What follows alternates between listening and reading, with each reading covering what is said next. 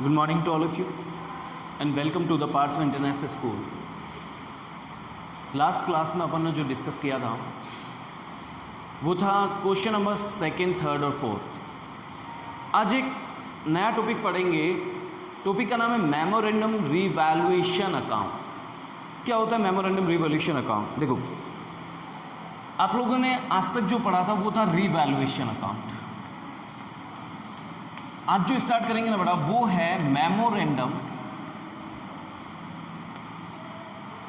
Revaluation account. Meaning क्या होता है और दोनों में डिफरेंस क्या है? मैंने आपको बताया था कि अगर मैं रिवैल्यूएशन अकाउंट की बात करूं तो बेटा रिवैल्यूएशन अकाउंट में अपन क्या करते थे? सबसे पहले एक रिवैल्यूएशन अकाउंट बनाते थे जिसमें अपन एसेट्स और लायबिलिटीज लिखते थे।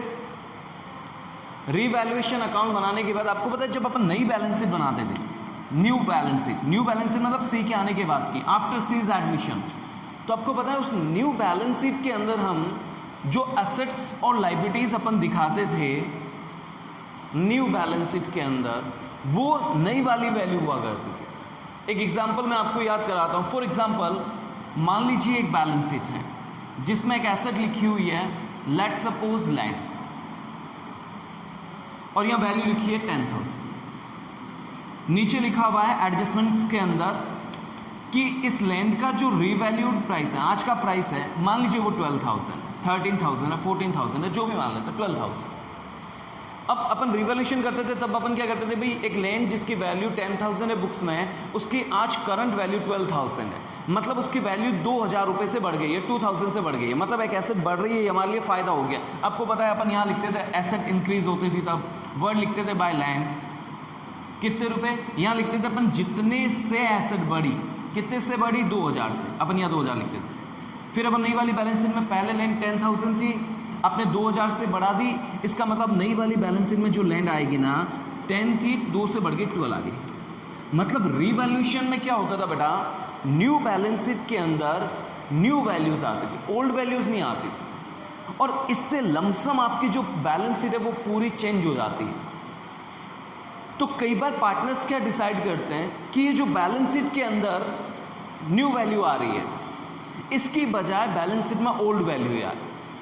तो अगर आपको क्वेश्चन में लिखा है the partners has decided to show the old values in the new balance sheet, मतलब नई वाली बैलेंस शीट में भी पुरानी वैल्यू आनी चाहिए, देन इन दैट क्वेश्चन आप रिवैल्यूएशन नहीं कर सकते। उस क्वेश्चन के अंदर फिर आपको जो अकाउंट बनाना पड़ेगा वो होगा memorandum revaluation account. Memorandum revaluation account, इस अकाउंट में आपको क्या ध्यान रखना है, ये अकाउंट तभी बनाना है जब आप ये चाहते हैं कि न्यू बैलेंस शीट के अंदर ओल्ड वैल्यू आने की बजाय न्यू बैलेंस शीट के अंदर नई वाली वैल्यू आए। चलिए, इसमें आपको क्या करना है, मेमोरेंडम में देखो इस अकाउंट के अंदर आपको सबसे पहले अकाउंट का फॉर्मेट ड्रॉ करा। इस अकाउंट में आपको ये ध्यान रखना है, अब ये भूल जाओ कि आपको मेमोरेंडम रिवैल्यूएशन अकाउंट, आप तो ये समझो ये रिवैल्यूएशन अकाउंट।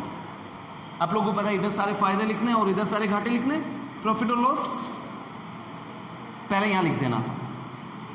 तो इस क्वेश्चन की बात करूं, कह रहा है लैंड की वैल्यू 2,000 से बढ़ गई, एक एसेट की वैल्यू बढ़ना हमारा फायदा, मैंने यहां लिखा बाय लैंड, कितने रुपए बढ़ गया, 2,000। ऐसे करके जो भी एसेट्स है, लायबिलिटीज है, प्रॉफिट हुआ, लॉस हुआ, आपने लिखा।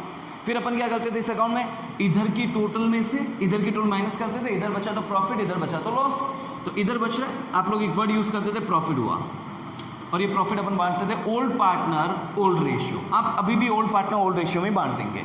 ओल्ड पार्टनर थे ए और बी मान लीजिए, और उनका रेशियो इक्वल ही था, मतलब आपने बांट दिया 1,000 1,000। ये अपना अकाउंट खत्म हो गया, ये तो रिवैल्यूएशन हुआ। लेकिन इसको करने से अब क्या होगा, आपकी लैंड की वैल्यू पहले 10 थी, आपने 2 से बढ़ा दी, 12,000 होगी, जबकि मैं चाहता हूं नई बैलेंस शीट में 12,000 आने की बजाय 10,000 ही है। अब आपको क्या करना है, इसी अकाउंट का सेकंड पार्ट बनाना है। इस अकाउंट के 2 पार्ट बनाना है। First part as it is revaluation account की तरह है। सेकंड पार्ट में आपको क्या करना है, जिन जिन एसेट्स को आपने बढ़ाया उनको कम करो, या जिन लाइबिलिटीज को कम किया उनको बढ़ाओ, मतलब इन सब आइटम को रिवर्स कर दो। जो आइटम आपने इधर लिखे हैं वो इधर लिख दो, और अगर इधर कोई लिखा है तो इधर लिख दो। इससे क्या फर्क पड़ेगा बेटा? एक लेन को आपने 2000, देखो पहले लेन 10,000 थी, फिर आपने उसको 2 से बढ़ाया, मतलब वो 12,000 हो गई। अब मैं अगर उसको 2 से वापस कम कर दूंगा, मतलब वो वापस 10,000 हो जाएगी, एक्चुअल वैल्यू आ जाएगी, ओल्ड वैल्यू आ जाएगी। तो अब आपको क्या करना है बेटा? जो आपने आइटम्स ऑलरेडी लिखे हुए हैं उनको रिवर्स कर देना। मतलब ये जो लेन आपने इधर लिखी हुई है मैं वापस इधर लिखूंगा 2 लैंड 2000। ऐसे करके जो भी एसेट्स हैं चाहे जो भी लाइबिलिटीज हैं उन सबको रिवर्स कर दीजिएगा आप लोग। इससे क्या होगा? सब कुछ यहाँ जो भी, अगर 4 एसेट लिखी होती मैं चारों को यहाँ रिवर्स करता, कोई लाइबिलिटीज होती यहाँ लिखता, सिर्फ प्रॉफिट लॉस को छोड़ के, बाकी सब आइटम रिवर्स कर दो। इससे क्या, एक बार लेन बढ़ी वापस लेन कम हो गई तो ये अपनी एक्चुअल वैल्यू पे पहुंच गई। पहले 10 थी, पहले 2 बढ़ी 12, फिर 2 कम हो गई 10,000, है ना। चलिए फिर आपको क्या करना है? इस अकाउंट को क्लोज करना है। आप लोग जानते हैं इस अकाउंट को क्लोज करूंगा, इधर की टोटल में से माइनस, इस बार लॉस आएगा। पक्की बात है, अगर फर्स्ट पार्ट में प्रॉफिट आया है तो सेकंड पार्ट में लॉस आएगा, और अगर फर्स्ट में लॉस आया होता ना, सेकंड पार्ट के अंदर प्रॉफिट आया होता। तो ये जो लॉस आएगा सेकंड पार्ट के अंदर, और इस लॉस को मैं बांटूंगा all partners in new ratio, है ना। क्योंकि अब ये जो प्रॉफिट लॉस आया ये सी के आने के बाद हुआ है, इसका मतलब अब जो ये प्रॉफिट लॉस अपन बांटेंगे ना, ये ए और बी में नहीं, ए बी सी तीनों में बांटेंगे। तो ये जो लॉस है इसे ए बी सी अपने न्यू रेशियो जो कि 1:1:1 है, मान लीजिए इसे 2000 को 1:1:1 में डिस्ट्रीब्यूट करेंगे। तो मेमोरेंडम रिवैल्यूएशन करने से आपका क्या रिजल्ट आएगा? नई वाली जब आप बैलेंस शीट बनाओगे उसमें पहले लेन 10,000 थी, आपने 2 से बढ़ाई, 2 से कम कर दी, मतलब आज भी लेन 10,000। तो इससे आपकी जो बैलेंस शीट में एसेट और लायबिलिटी की वैल्यू होगी ना वो चेंज नहीं होगी, ऑल्टर नहीं होगी, मतलब न्यू बैलेंस शीट में भी ओल्ड वैल्यू आएगी। तो हम लोगों ने 2 चीज़ें पढ़ी है कि आप जब रिवैल्यूएशन कर रहे हैं आपके पास 2 ऑप्शन है, या तो आप रिवैल्यूएशन अकाउंट बनाएं या आप मेमोरेंडम रिवैल्यूएशन अकाउंट बनाएं।